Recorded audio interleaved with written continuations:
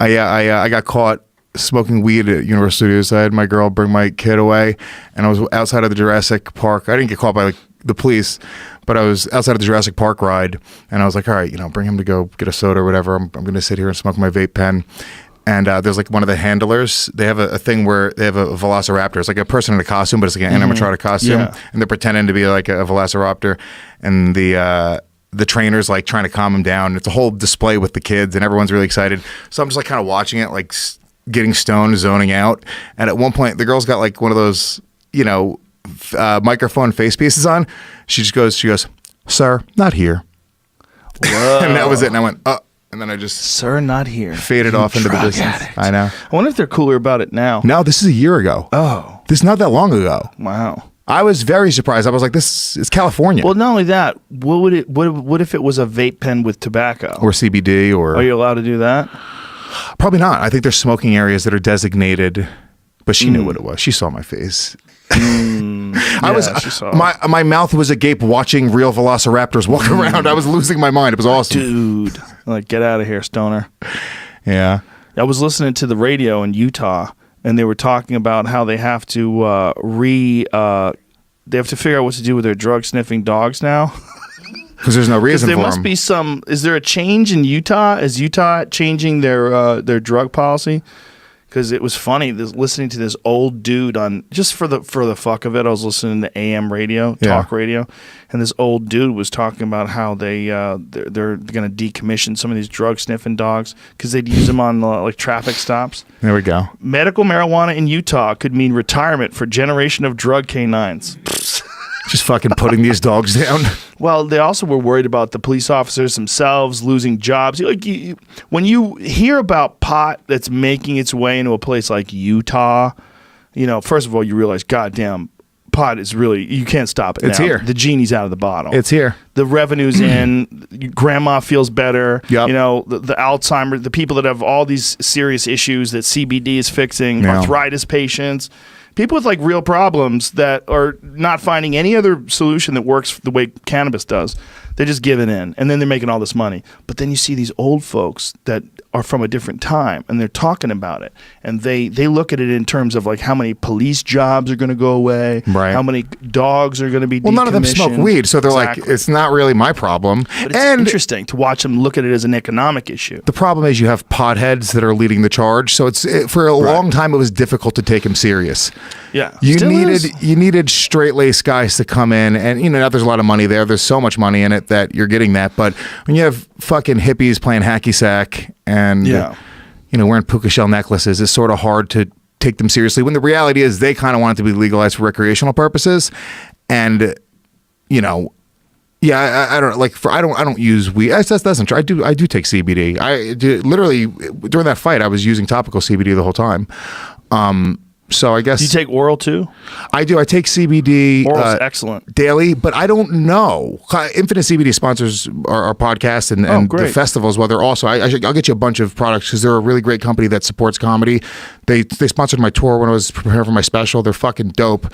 But I take it daily. I take the oil just because... apparently all of the benefits that it has with getting your body back into homeostasis and making you feel better and getting back in line.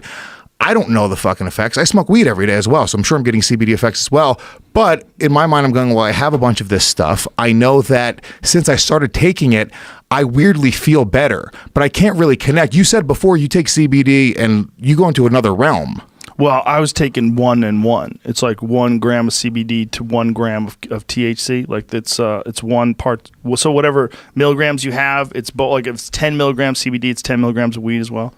It's potent. Yeah. But I take regular CBD too, though. I take oil. I feel like it's very beneficial and much more potent in terms of its anti-inflammatory benefits than just smoking it. Smoking it does something for you. It definitely reduces inflammation, makes you feel better. It's good for like sore joints. Topical I was using. Topical's good too. Yeah. But I think the real combination is topical plus the oil. You don't have to take. But a lot of people find that they have better pain relief from 1 plus 1, like 1 part THC, 1 part. So it's like edible, like marijuana mixed with CBD. A lot of people find great benefit in that for some reason. Yeah, I had to trick my aunt because my aunt's so anti-drugs, and if I told her that CBD was derived from hemp, she wouldn't take it. But she has bad arthritis, and I gave it to her for that, and she loves it. And then I told her after the fact, but it's great. I mean, dude, it's just a plant, folks, and if you just get straight CBD, it has no psychoactive properties. It's not gonna. The only thing it's gonna do is for some folks, and it works a little bit that way with me. It alleviates some anxiety, just relaxes you. Yeah. That's why I smoke weed too. Yeah, I smoke, and I've been arrested probably 10 times in my life, and every time was for smoking a joint in the street. Every single time, dude. When they arrest you, did they take you in? Yeah. New York, doggy. In a fucking cell. It's crazy. Still? They're still doing that? The last time I was put into a cell for smoking weed was a year and a half ago. Me and Dave Smith, 2 years ago maybe. Did you tell them you were Louis J. Gomez? I told him Louis Gomez. That's when I started using the middle initial. I was like, you know what? Problem. I learned a lesson. You know how many fucking Louis Gomez's must have rap sheets? Doggy. When I go to the airport, every time I come back into the country, I am pulled into a room and they look like they're about to fist fuck me with a rubber glove. Every time. Have you been to Panama anytime recently, sir? Yeah, that's it. Come right this way. Every single time. Spend any time in Bolivia, sir? But yeah, dude, when in New York City, the way it works is it sucks. Oh, it's happened so many times. It's the worst because it's just a major inconvenience. Yeah. Pain in the ass to get into Canada. I can do it now because they changed the laws, but I didn't go to Canada for like 3 years because of weed. For being arrested for a joint. We're not talking about like I have an ounce that I just bought from my dealer and they found a large amount on me. A joint smoking on the street. What they do is they at first they take the weed and they go, all right, we're just going to give you a ticket. Just hang tight, relax. We're just going to put cuffs on you. This is just to keep you calm and just to fucking get you in the paddy wagon. This is all a process. Then they put you in a paddy wagon. They used to have sweet nights in New York where all it was they would go and try to find kids smoking weed, drunk kids, college kids pissing in public intoxication.